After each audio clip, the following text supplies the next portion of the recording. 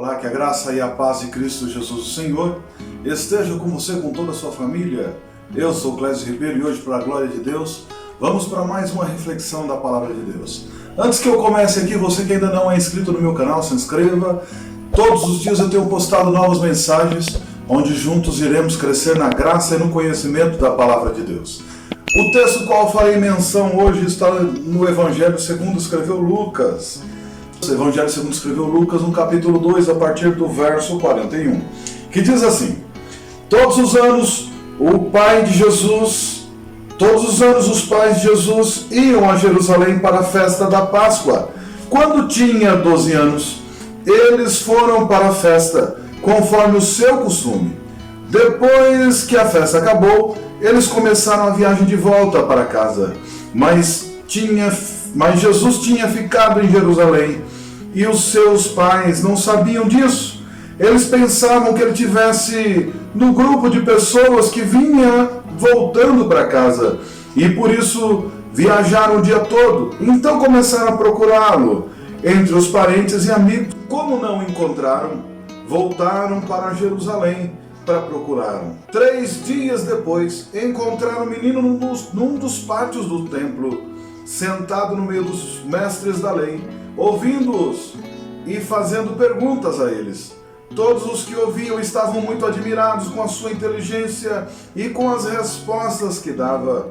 Quando os pais viram o menino, ficaram admirados. E sua mãe lhe disse: Meu filho, por que foi que você fez isso conosco? Eu e o seu pai estávamos muito aflitos procurando por você. Jesus respondeu: Por que vocês estavam me procurando? Não sabiam que eu deveria estar na casa do meu pai? Mas eles não entenderam o que ele disse.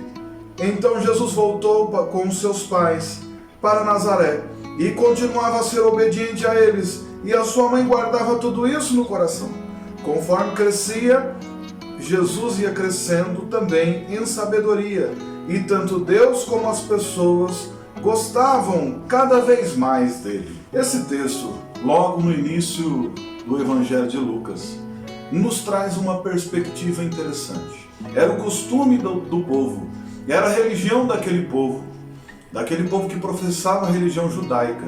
Eles eram israelitas, descendentes de Abraão, e eles entenderam a partir de Moisés, receberam a ordem que eles todos os dias, todos os anos, eles comemorassem a Páscoa, que era a lembrança da passagem do anjo destruidor lá no Egito, onde passou e matou os primogênitos de Faraó e de todo aquele povo, e por causa daquilo eles conseguiram a carta, eles conseguiram a autorização para sair do local onde eles estavam como escravos e voltarem rumo à terra prometida. E eles faziam a Páscoa todos os anos. E já era costume, todo o povo ia até Jerusalém. Jesus, com sua família, saía até Jerusalém e a distância aproximada era de 170 quilômetros. 170 quilômetros era a viagem entre Nazaré e a cidade. Ela organizava sempre aquele comboio, todas as pessoas se juntavam e iam juntos para evitar os perigos de roubo, porque essas viagens sempre são perigosas. E o povo ia todos ali juntos para Jerusalém. Ocorre que quando acabou a Páscoa, todo mundo voltou novamente, se juntaram todos e fizeram aquele comboio de volta a Jerusalém. Se você imaginar, 170 quilômetros para quem fazia aquela caminhada todinha a pé, eram bastante tempo. E a família de Jesus já havia caminhado por mais de um dia inteiro, e eles não sabiam que Jesus não estava com o comboio que estavam voltando. E eles vão até lá e procuram aonde é que Jesus está. Procura com todas as pessoas, procura com os parentes, procura com os amigos, com todos os vizinhos. Vocês viram Jesus? E ninguém havia visto.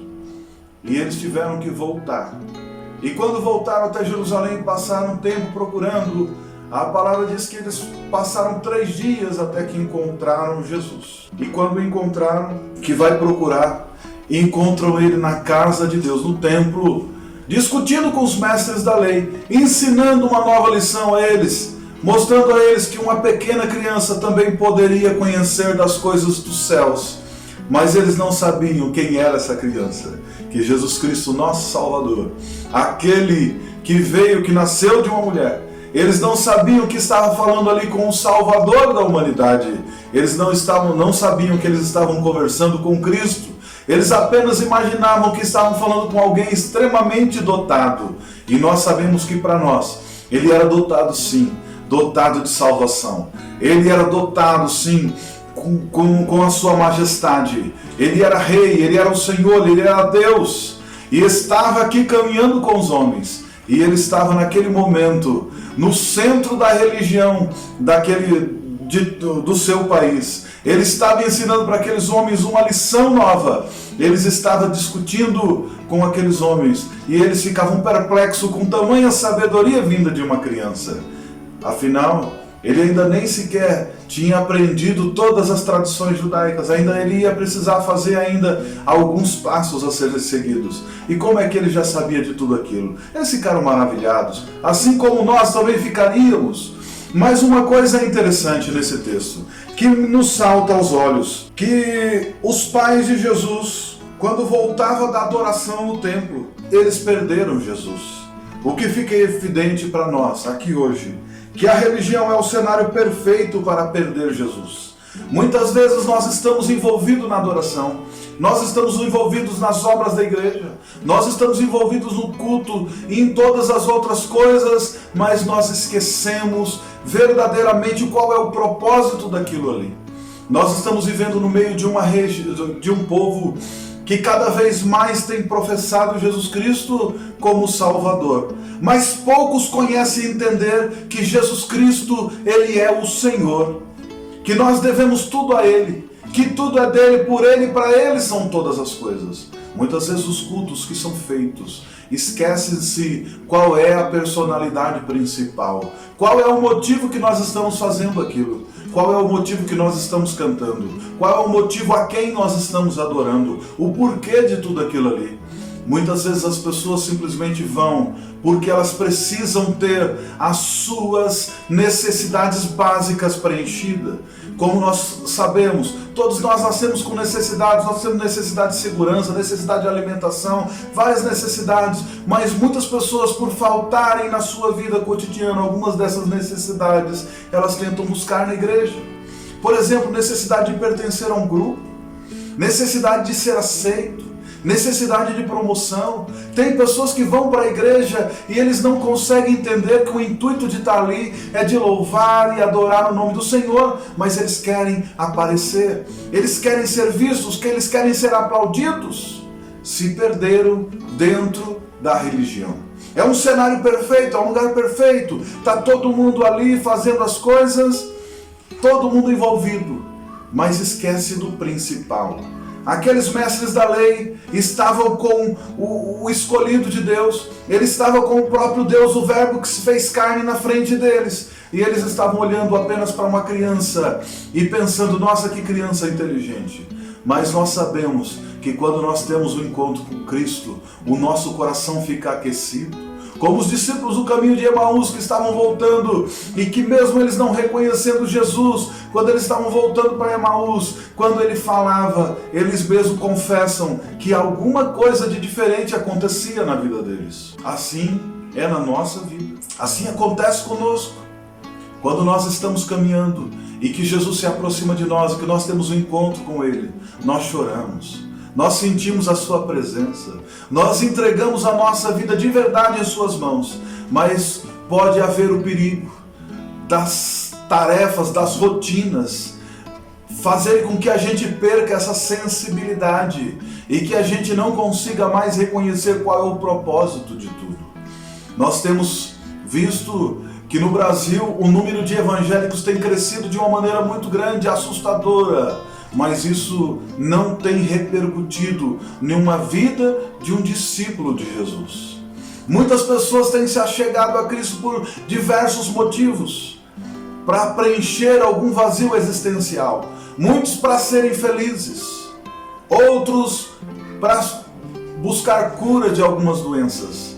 Mas eu tenho uma coisa a dizer, nós não fomos chamados por Cristo para sermos felizes. Nós não fomos chamados por Cristo para sermos reconhecidos. Nós não fomos chamados por Cristo para receber aplausos de homens. Nós não fomos chamados por Cristo para pertencer a um grupo, para termos amigos. Nós fomos chamados por Jesus Cristo para que Ele fosse o nosso Senhor, o Salvador das nossas vidas, e para que a gente pudesse completar a boa obra a qual Ele começou em nossas vidas e completar também a boa obra na vida de outras pessoas, a ir até o terreno do inimigo e saqueá-lo e arrancar pessoas de lá e levá-los ao caminho da salvação. Mas muitas vezes nós estamos lutando uma guerra que deveria ser apenas uma guerra espiritual, e as pessoas começam a se empreender por uma guerra contra a carne e contra sangue. Haja visto hoje, nós estamos passando num dia que a igreja de Cristo aqui na terra está mais preocupada com as campanhas políticas. Você olha no Facebook, você olha no Instagram dos irmãos que deveriam estar sendo Cristos aqui na terra. Eles só perdem tempo falando de política de direita, de esquerda, para cima e para baixo, e esquece que o verdadeiro objetivo de estarmos aqui é levarmos a mensagem da cruz através das nossas vidas. Porque não adianta ser um chato de galocha e achar que isso daí vai fazer com que as pessoas se convertam, que reconheçam alguma coisa em você. O que as pessoas vão ver em você é se você realmente foi transformado por esse homem a qual você diz que segue. Não adianta ir até o templo como foram os pais de Jesus e quando chegaram lá estavam tão atarefados com a Páscoa que eles esqueceram que eles estavam com a sua criança ali. Eles esqueceram que eles estavam em família. E quando eles voltaram, eles nem sequer foram contar para saber se estava juntamente dele. O ambiente religioso é o lugar onde nós mais perdemos pessoas com mais facilidades. Observa você aí na tua igreja, quantas pessoas que sentavam ao teu lado e não sentam mais. Quantas pessoas que adoravam a Deus aí na tua igreja e hoje não adora mais. Mas quando você passa por ela na rua, a coisa mais fácil a fazer é virar as costas, nem ao menos cumprimentá-lo. Antes você dava a paz do Senhor, antes você dava a paz de Deus, antes você dava graça e paz, antes você dava a paz de Cristo. Agora nem ao menos um bom dia, boa tarde, boa noite. Por quê? Porque ele mudou de igreja, porque ele saiu da tua igreja, porque ele voltou para outra prática. Era isso que Jesus fazia. Foi para isso que ele te chamou, para você estar envolvido com a sua política religiosa e esquecer que cada um dos seguidores de Jesus são contados para o reino dele. Mais vale uma vida do que todas as riquezas do mundo. Mas essa pessoa que não está mais fazendo parte do quadro de membros da tua igreja, você começa a tratá-lo com total indiferença. Por quê? Porque você está tão envolvido com a sua política religiosa local que você esquece qual é o propósito para o qual nós fomos chamados. Nós somos chamados para fazer a diferença nessa terra. E fazer a diferença como? Não sendo como o mundo, não tomando a forma do mundo. Nós temos que ser como Cristo foi. Jesus Cristo com 12 anos de idade estava ali combatendo com os mestres da lei, conversando com eles, mostrando que havia uma outra perspectiva do reino. Mas nós estamos tão imbuídos com a nossa religiosidade que passamos por cima de todos e de todos e esquecemos qual é o verdadeiro propósito para qual Cristo nos comissionou. Nós somos chamados para quê? Para discutir política. Nós somos chamados para discutir religião. Nós somos chamados para ser torcedores de placas de igreja A, B ou C. Ou nós somos chamados para sermos a noiva de Cristo, a igreja que vai reinar juntamente com Ele. Se a gente parar para pensar, depois que Cristo veio à terra, depois que ele passou por João Batista, ele disse que o reino de Deus será tomado à força e só quem usar de força se apoderará dele. É força para a gente debater política? É força para a gente discutir religião? Não. É força para a gente andar a segunda milha. É força para que quando alguém nos pedir, a gente dê e não lance em rosto. O Senhor Jesus nos vocacionou para ter uma vida mais que abundante na presença dele. E ele diz, no mundo vocês terão aflições, mas tem de bom ânimo, porque eu venci o mundo. Quantas pessoas envolvidas com a religião nesses dias têm estado preocupado? Mas vão proibir a gente de pregar o evangelho se tal partido ou tal sistema entrar em nosso país. Tenha certeza de uma coisa, queridos. quando o mundo está nos aplaudindo, pode ter certeza que nós não estamos fazendo a vontade de Jesus. Porque fazer a vontade de Jesus importa em ver o nome de um ladrão ser clamado como de Barrabás. Estava Jesus na cruz para ser crucificado, e o povo é perguntado para eles, Pilatos pergunta: quer que eu sorte de Jesus, o chamado Cristo, o seu rei, ou eu solto Barrabás? E eles clamaram por Barrabás. Talvez você está aí e você ainda não reparou que você está rodeado de ladrões e você está escolhendo só para qual lado você vai torcer. No entanto, você grita por qualquer um dos ladrões que tem ao seu lado, mas você esquece de clamar a Jesus Cristo, que Ele é o autor e consumador da nossa fé. Nós não fomos chamados para fazer política de A, B e C. Nós temos que tomar muito cuidado, porque a religião é um ambiente que faz com que a gente perca o foco. É muito importante que a gente possa entender que é possível ser cristão sem ser um religioso. Porque o ambiente da religião, ele faz com que a gente perca o foco, qual é o objetivo para qual nós somos chamados. Essa afirmação, ela parece ser forte, ela parece até ser assustadora, mas ela é a pura verdade. Sabe por quê? Porque quando a gente lê aqui no texto, mostra que a religião fez com que José e Maria, todo aquele povo, se sentisse tão confortável, que eles acharam que Jesus estava no meio deles, e eles não estavam. E eles andaram um bom tempo, e quando eles deram por fé e foram procurar, não encontraram Jesus, e tiveram que voltar atrás para encontrá-lo com ele. Na caminhada de fé, Jesus não estava com José e nem com Maria, e eles nem perceberam isso. Mas, no entanto, nos dias de hoje isso continua acontecendo. Logo no começo da igreja, Jesus manda uma mensagem por João, que ele chega para as igrejas da Ásia, e eles começam a falar para um, ele diz: eu tenho contra ti que abandonaste o primeiro amor. Para outra igreja ele diz que não és quente nem frio, porque é morno, vomitar-te-ei. Diz: você acha que é rico, mas é pobre. Queridos, aquelas pessoas estavam tão envolvidas com a religião que eles nem sequer sabiam que tinha abandonado o primeiro amor, e isso está na Bíblia. Eles nem sequer sabiam que eles se achavam ricos, mas eram pobres, porque eles tinham substituído algo que era essencial. Como Jesus nos ensina, aquele homem que encontra a pérola de grande valor, ele vai lá, vende tudo que tem e compra aquela terra, porque ali está a pérola de grande valor. Nós encontramos Jesus, que é a nossa pérola de grande valor, e nós temos que deixar tudo para trás e segui-lo, como os apóstolos fizeram. Esse mundo jaz. Nós temos que ter certeza disso. Nós somos chamados de Jesus por Jesus para um reino, e esse reino não é aqui.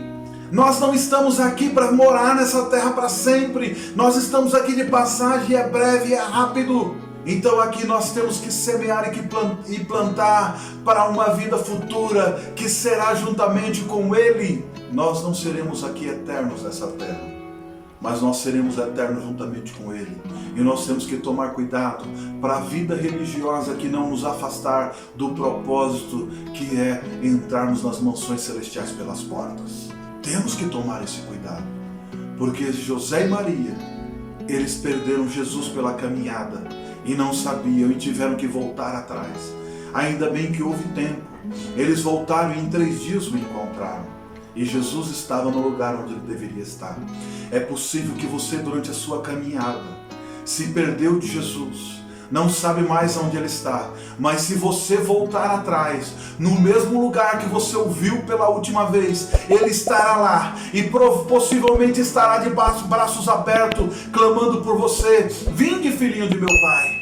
É possível que a vida religiosa tenha te afastado do Senhor.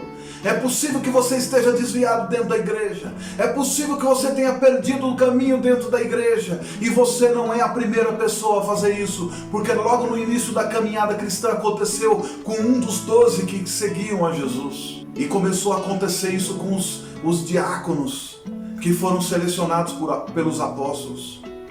Um dos diáconos que foi selecionado pelos apóstolos, o Nicolau, é possível que aquela doutrina diabólica que estava se falando no livro de Apocalipse, que Eu tenho a favor de vocês que vocês não toleram a doutrina dos nicolaítas.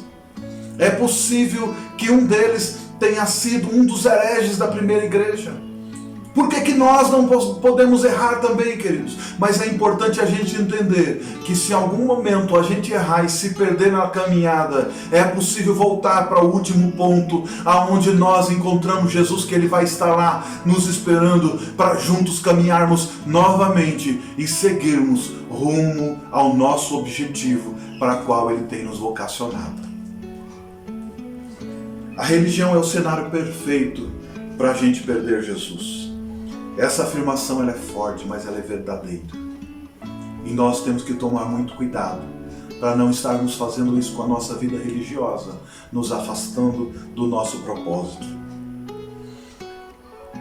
Uma das coisas que a gente pode observar, que José e Maria, enquanto eles estavam voltando para Nazaré, que eles já tinham caminhado um dia inteiro, eles começam a procurar Jesus, mas eles começam a procurar Jesus no local errado. Eles começam a procurar Jesus nas pessoas. E ele pergunta para todos os seus parentes, para todos os seus vizinhos, para todos os conhecidos se eles tinham visto Jesus. Mas eles lembram que a última vez que tinham visto ele era no templo. Procurar Jesus nas pessoas é uma tendência que nós temos e por causa disso nós erramos. Procurar Jesus em líderes, pastores, apóstolos, bispos, sacerdotes, padres, papa, patriarca, diácono, ministro de louvor, cantor, pode ser um erro gravíssimo e que nós podemos pagar caro, mas quando a gente lembra, a gente pode voltar atrás e ir até aquele ponto aonde nós perdemos Jesus, aonde nós encontramos com Ele na última vez. Essa afirmação que procurar Jesus nas pessoas é perda de tempo, é real. Faça uma análise da tua vida.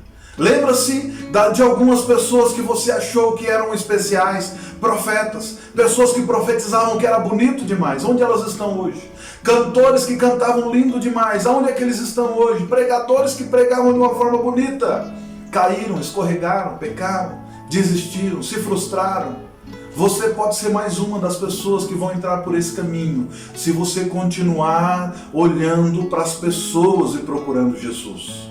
Se tem um local, ou se tem um lugar aonde você tem que procurar Jesus, é dentro de você mesmo. Se tem um lugar onde você tem que procurar Jesus, é com você. E eu não estou aqui usando uma linguagem coach para dizer que você se basta por si mesmo, não. Porque no momento em que você aceitou Jesus, no momento em que você entregou a sua vida a Jesus, no momento em que você decidiu mudar de vida e ter um encontro genuíno com Ele, Ele disse que não te deixaria órfão, que Ele mandaria o Espírito Santo, o Espírito Consolador, o Espírito da verdade, que Ele te conduziria por toda a verdade. Então, se você já recebeu Jesus Cristo, se você já recebeu o Espírito Santo, se você busca com zelo os melhores dons, você tem com você um guia que te conduz a Jesus Cristo, que esse é o Espírito Santo, e Jesus Cristo te conduzirá a Deus, porque é isso que diz no Evangelho segundo escreveu João no capítulo 14, porque eu sou o caminho, eu sou a verdade, eu sou a vida, e ninguém vem ao Pai se não for por mim. O que você está esperando? Pare de olhar para as pessoas, pare de procurar em ídolos, pare de procurar em pessoas que você acha que deposita a tua confiança e que na prática elas não são de confiança coisa nenhuma, porque nós não nos bastamos por nós mesmos, nós precisamos do Senhor agindo em nossas vidas. Primeiro, José e Maria pensaram que Jesus estivesse com a turma, a nossa galera, com os nossos vizinhos, nossos amigos. É certo que Ele vai estar lá. Agora eles estão procurando Jesus nos parentes e amigos, e essa busca nunca funciona. Buscar Jesus na nossa turma. Eu tenho um grupo de amigos que nós somos amigos desde a infância e eu os respeito muito. São pessoas de bem. Mas nos momentos de aflição eu não pude contar com eles porque eu devia contar com Jesus. Nos momentos de angústia, nos momentos que eu estava doente, eu não pude contar com eles porque eu tinha que contar exatamente com aquele que me vocacionou. Eu tinha que contar com Jesus.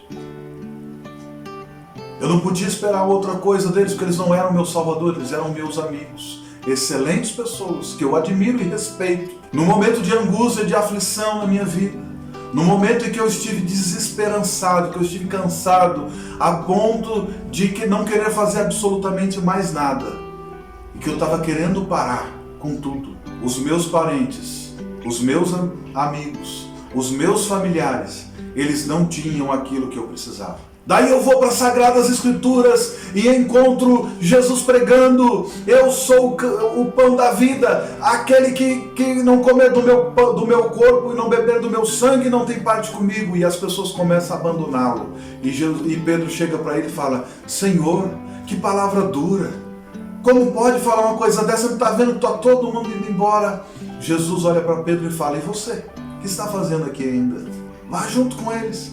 E Pedro naquele momento responde aquela frase que todos nós temos que entender: para onde iremos, Senhor, se só Tu tens palavras de vida eterna? Quando nós estamos procurando Jesus nas pessoas, as pessoas não têm palavra de vida eterna. Quando nós estamos procurando nos nossos parentes, nos nossos amigos, eles não têm palavra de vida eterna. Nós temos que voltar e procurar em Jesus, porque Ele é o autor e consumador da nossa fé. Quer um guia para encontrar com Ele? Venha para as Sagradas Escrituras, medita nela de dia e de noite, que você vai encontrar o caminho, que é Cristo. Você vai encontrar com Ele.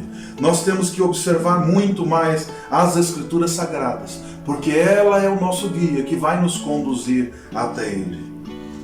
Na realidade, Jesus, Ele sempre esteve no mesmo lugar. Algumas pessoas, quando eu vou evangelizar, elas perguntam: onde é que está Deus que não vê essas atrocidades? Normalmente as pessoas sempre perguntam de Deus onde Ele está quando estão passando por momentos difíceis, como aconteceu o Holocausto.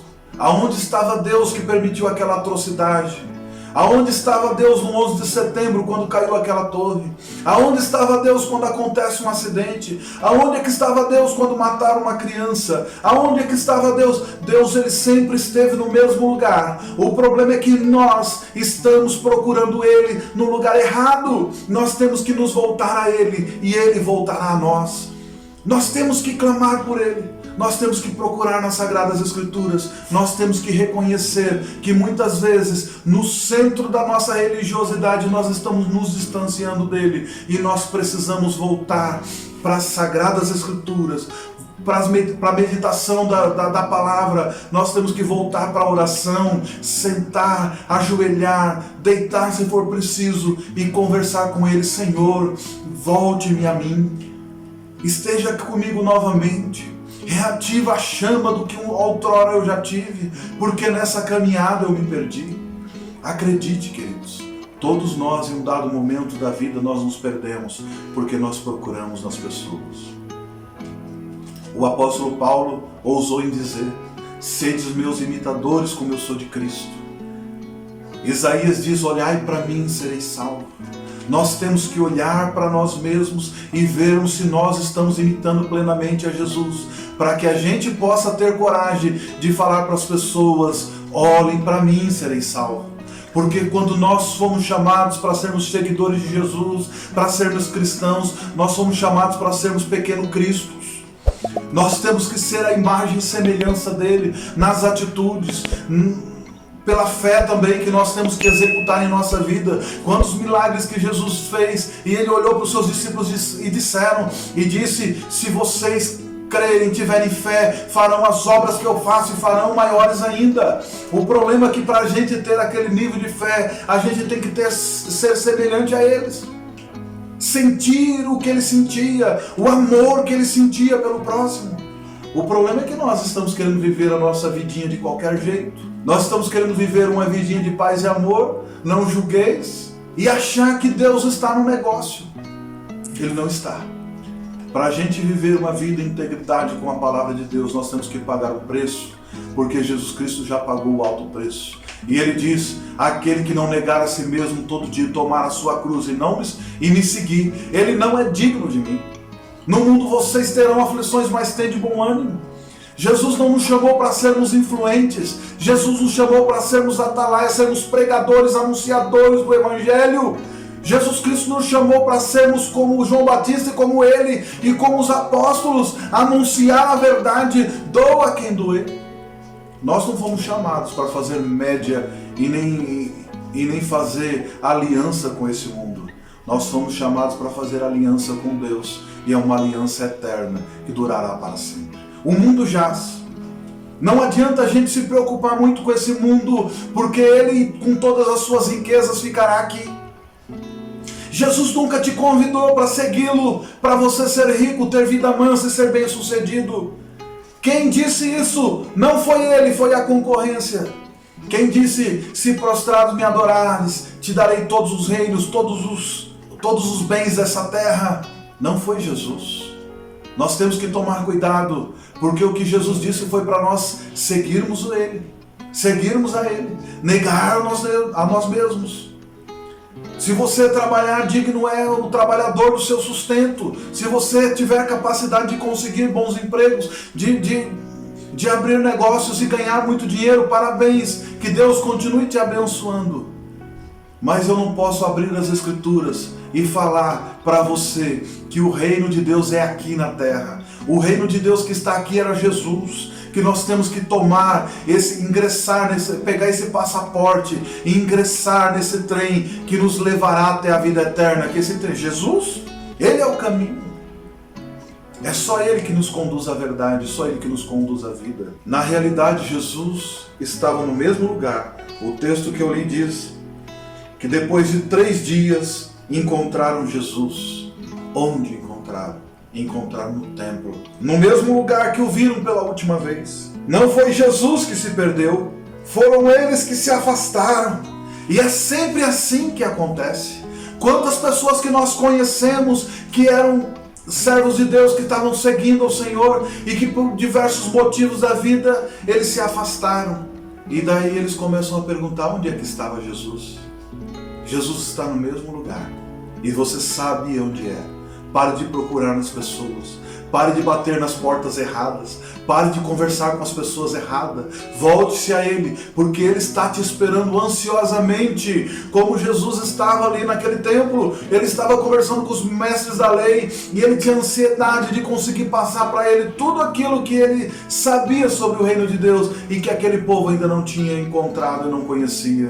Mas a família de Jesus estava preocupada em procurar com os parentes, com os amigos, com o comboio, para saber.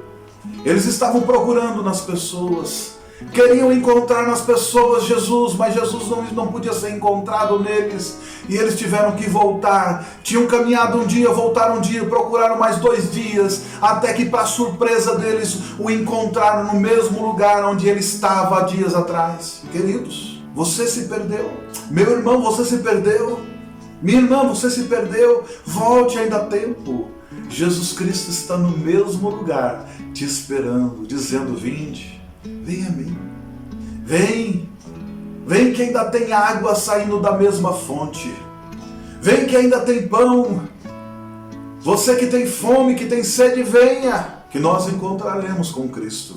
Muitas vezes estamos ansiosos, porque estamos esquecendo de Jesus. Estamos esquecendo das promessas deles.